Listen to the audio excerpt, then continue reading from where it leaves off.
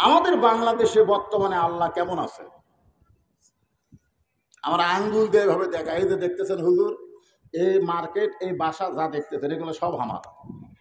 এই সাইডে যা দেখতেছেন সব আমার বড় ভাইয়ের, পিছন সাইডে যা দেখতেছেন সব আমার মাসা। তো সবই যদি তোমাকে হয় আল্লাহ, তখন বলে হুজুর আল্লাহটা দেখবার গেলে 2 মিনিট হাঁটা লাগবে।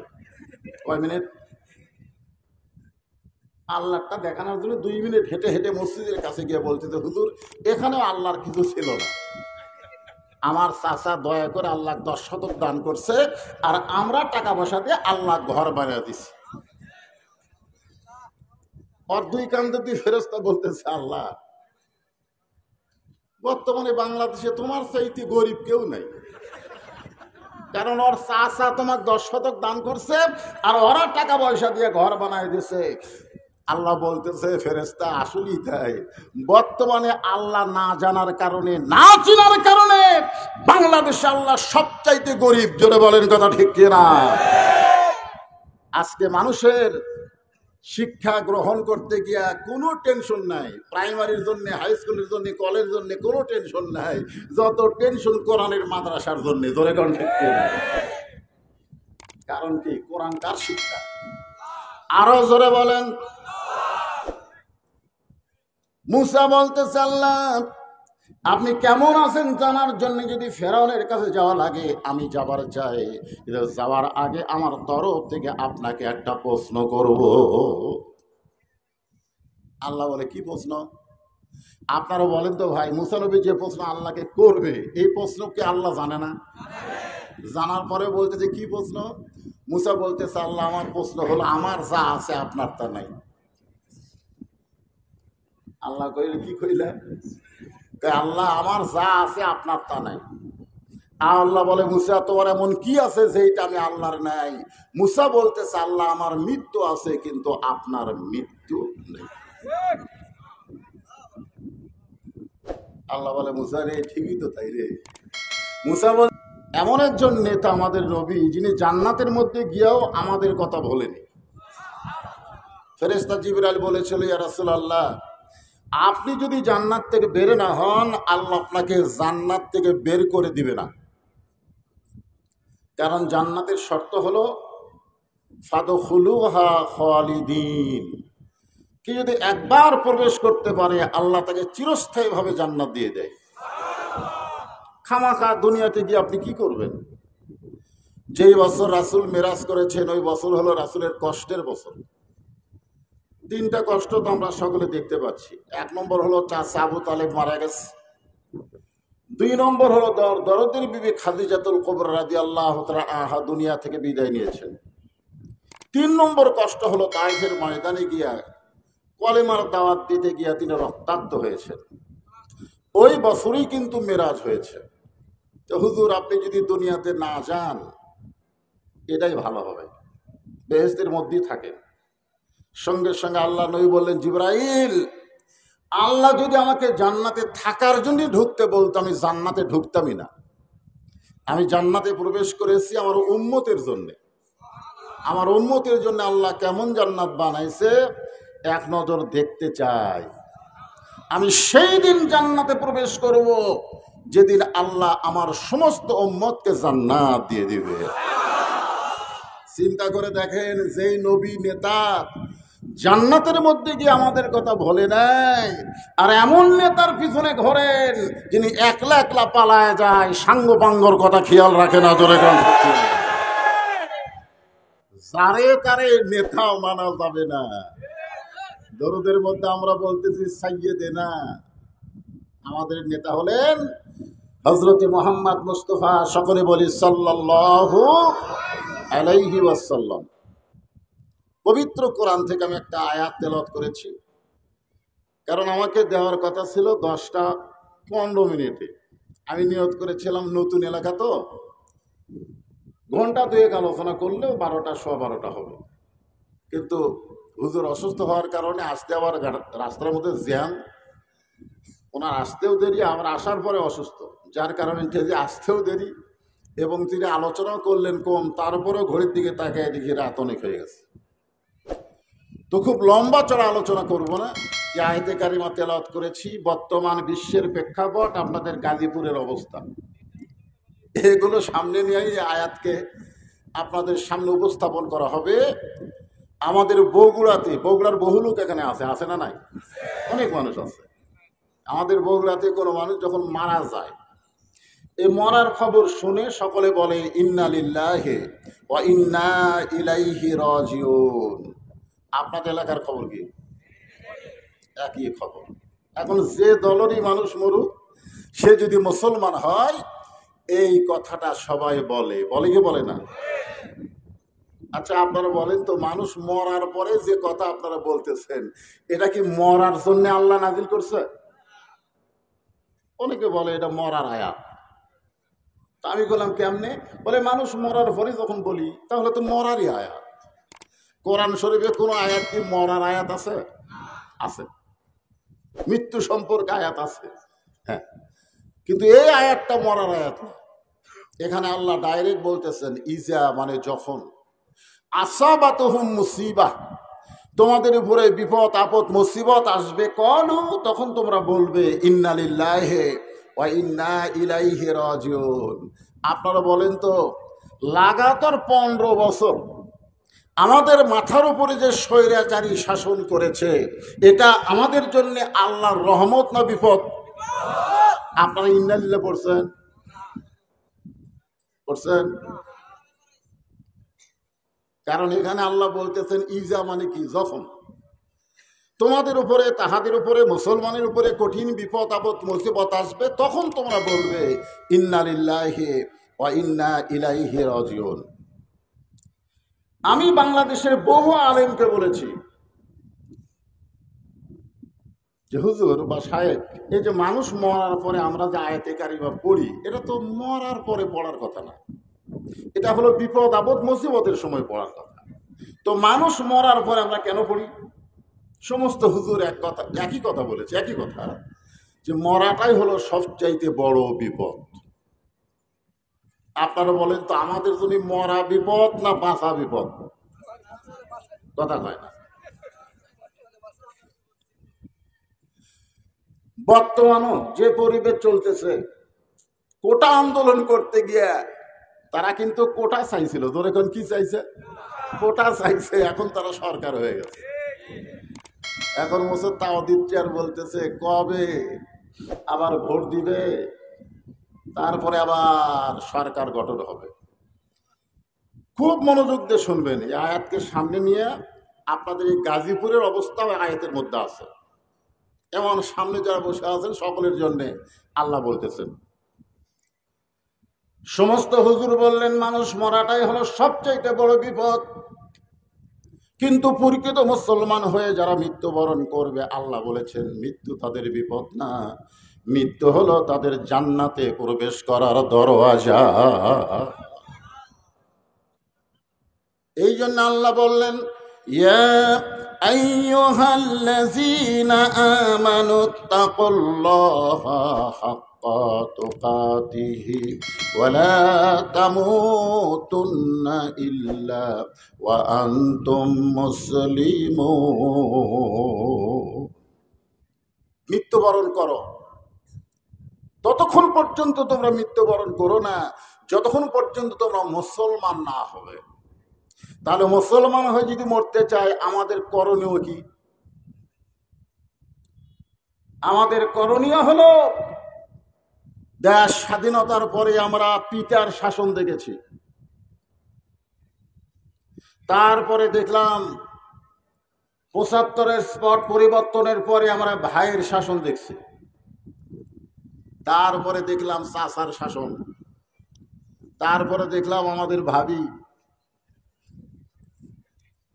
তারপরে দেখলাম আমাদের বুবু, তারপরে দেখলাম ভাবি, আবার আপা। ভোট পাকনাবাদ শাসন করেছে অনেক সময়, ধরে কোন কথা ঠিক না? কিন্তু এখন আমরা এই মানুষের শাসন আর দেখবো না, আল্লাহর কোরআনের শাসন বাংলার জমিনে দেখতে চাই, ধরে কোন কথা ঠিক। এতদিন মানুষের শাসনের মধ্যে কি পাইছেন, আর আল্লাহ কোরআনে কি দিয়েছে? এই ইন্না লিল্লাহ আয়াতের মধ্যে আমাদের একটু খেয়াল করা দরকার। আল্লাহর একজন মস্ত বড় পয়গম্বর, নাম হলো মুসা কালিমুল্লাহ। মাঝে মধ্যে একটা পাহাড়ের কাছে গিয়ে আল্লাহর সঙ্গে কথা বলতেন। আপনারা বলেন তো পাহাড়ের নামটা কি? মাশাআল্লাহ। একদিন মুসা আলাইহিস সালাম পাহাড়ের কাছে দাঁড়ায় আছে। আল্লাহ বলতেছেন, মুসা তোমার খবর কি? তখন কিন্তু ফেরাউন মুসাকে খুব নির্যাতন করতেছে। ওই সময় আল্লাহ বলতেছে, মুসা তোমার খবর কি? মুসা বলতেছে আলহামদুলিল্লাহ। তার মানে বোঝা গেল ফেরাউন যতই নির্যাতন করুক, মুসা যদি ঈমানের সাথে নির্যাতনকে অতিক্রম করতে পারে, তাহলে ওইটাই মুসলমানের সবচাইতে ভালো থাকা। জোরে কোন কথা ঠিক কিনা?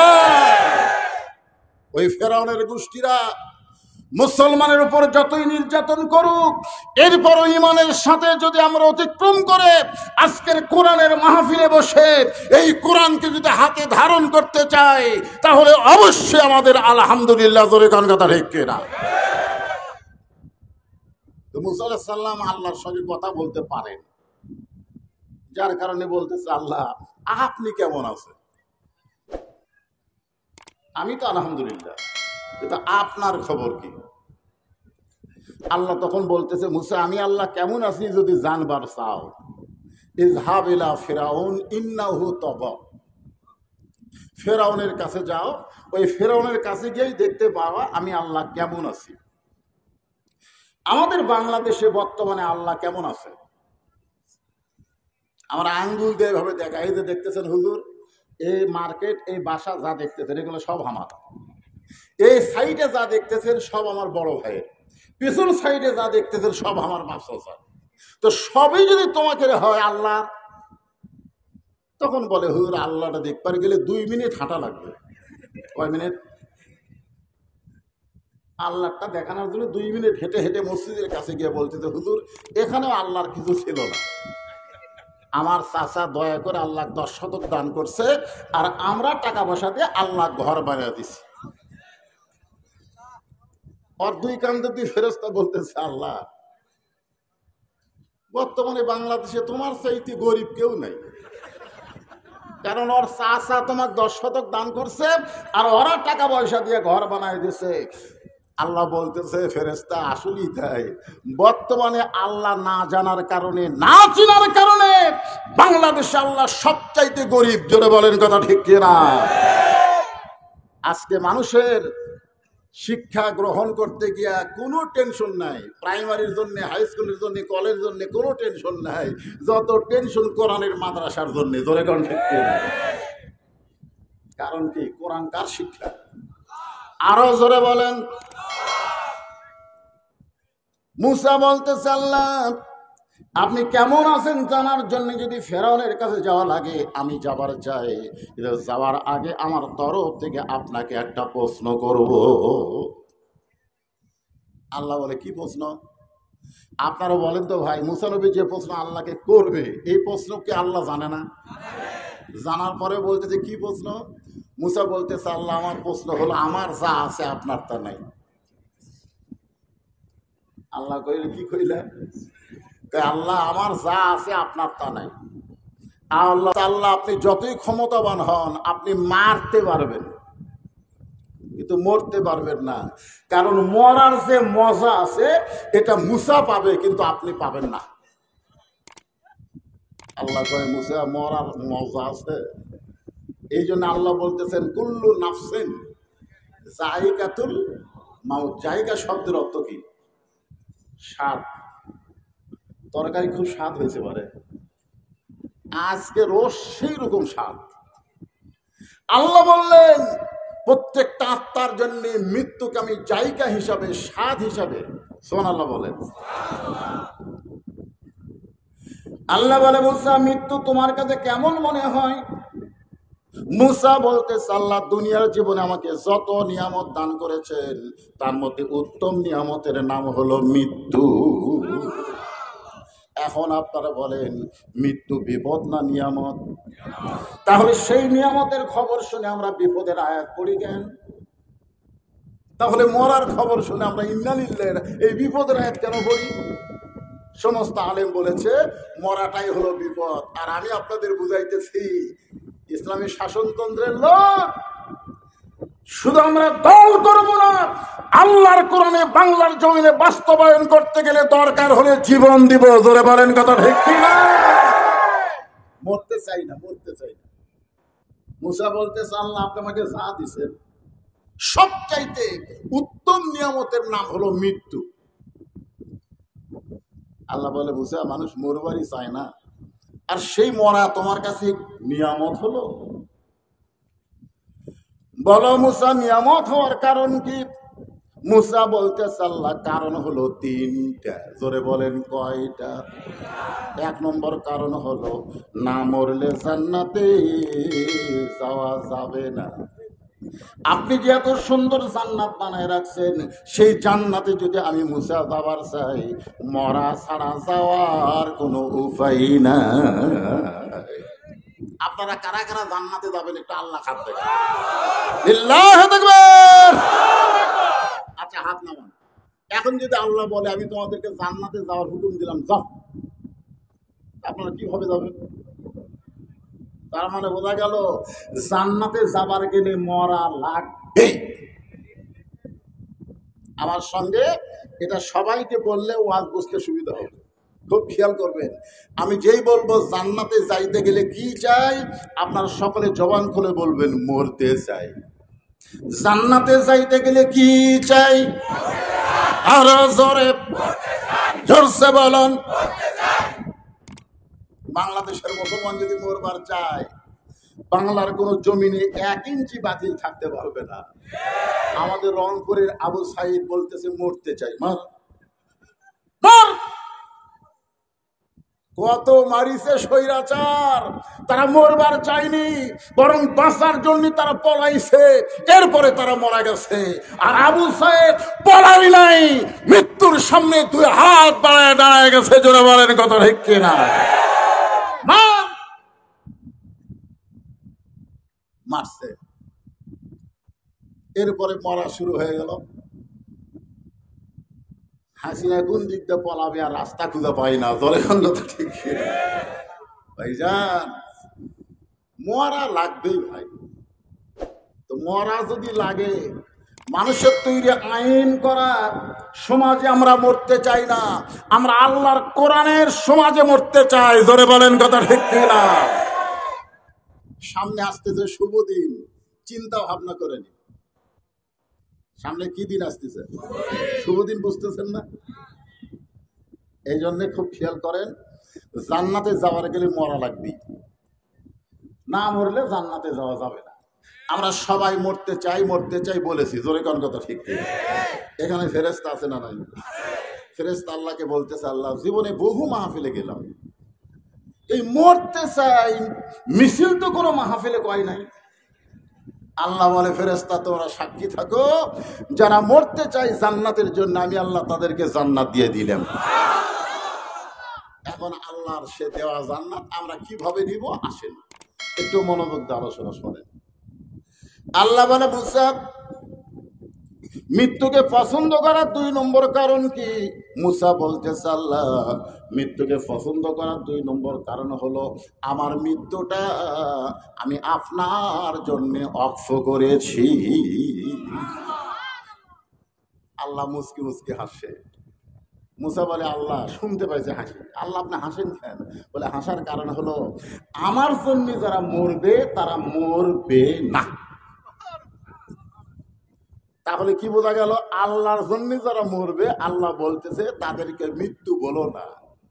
ওয়ালা তাকুলু লিমান ইয়ুকতালু ফি সাবিলিল্লাহি আমওয়াতুন বাল আহইয়াউ ওয়ালাকিন লা তাশউরুন।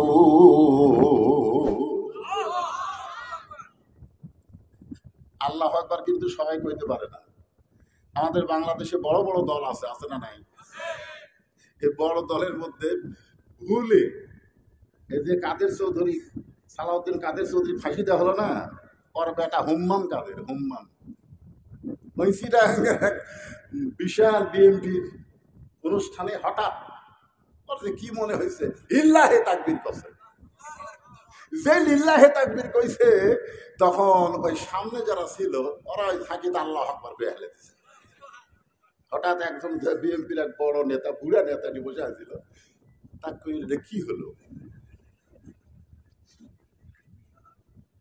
নেতা বলতেছিল তো আমাকে স্লোগান নয়, হঠাৎ হয়ে গেছে। তোরে কি হয়ে গেছে? আল্লাহু আকবার কিন্তু আওয়ামী লীগও দেয় না, বিএনপিরও দেয় না, শুধুমাত্র কোরআন আন্দোলন যারা করে তারাই আল্লাহু আকবার বলে। জোরে কোন কথা? আমরা ছোট দল, আজকে 60 তাকবীর দেওয়া লাগবে, পারবেন না ভাইজান? কোরআনের আয়াত বললাম আল্লাহু আকবার কইতে আপত্তি কোন জায়গায়? লিল্লাহে তাকবীর। এখন আল্লাহর জন্য যারা জীবন দিবে, মুসা বলতেছে আল্লাহ মৃত্যুকে পছন্দ করার 2 নম্বর কারণ হলো আমার মৃত্যুটা আপনার জন্য আমি অফ করেছি। আমরা যারা এখানে বসে আছি ভাইজান, যারা দাঁড়িয়ে আছি, সবাই তো মরে যাব। আজকের এই কঠিন সময়ে, এই গভীর রাত্রে আমরা কি বলতে পারি আমাদের এই জীবনটা আমরা আল্লাহর জন্য অক্ষ করে দিলাম? ইন্না সলাতি ওয়া নুসুকি ওয়া মাহইয়ায়া ওয়া মামাতি লিল্লাহি রাব্বিল আলামিন। এখানে 4টা বিষয় আছে। 1 নম্বর হলো আমার নামাজ, আমার কুরবানি, আমার বেঁচে থাকা, আমার মরে যাওয়া কার জন্য? রাসূল সাহাবীদেরকে নিয়ে বসে আছে। এমন সময় উম্মে ফজল, রাসূলের চাচী, কালো কাপড়ের মধ্যে একটা সন্তানকে নিয়ে রাসূলের কাছে হাজির। আল্লাহ রাসূল বললেন, চাচী আপনার এই কালো কাপড়ের মধ্যে ছোট্ট একটা বাচ্চা দেখা যায়, এটা কার বাচ্চা? বলে বাবা এটা তোমার নাতি, তুমি একটু কোলে নিয়ে ওর নাম রেখে দাও। এটা ফাতেমার উদর থেকে কিছুক্ষণ আগে দুনিয়াতে আইছে, আমি ওরে গোসল করে তোমার সামনে হাজির করছি। আল্লাহ রাসূল হোসাইনকে হাতের উপরে নিলেন, এরকম 2 হাতে নিয়ে বললেন, আল্লাহ এই গোশতের টুকরাকে তুমি কুরবানি হিসাবে কবুল করে নাও। সমস্ত সাহাবীরা চমকে উঠছেন। রাসূল বললেন এই গোশতের টুকরাকে তুমি কুরবানি হিসাবে কবুল করে নাও। সাহাবীরা বললেন, ইয়া রাসূলুল্লাহ এটা কেমন দোয়া হলো? রাসূল বললেন, সাহাবীরা রে, একদিন আমি নবীও থাকবো না, তোমরা অনেকে থাকবা না, এই হোসাইন বাতিলের বিরুদ্ধে হকের পক্ষে নিজের জীবনকে কুরবানি করবে।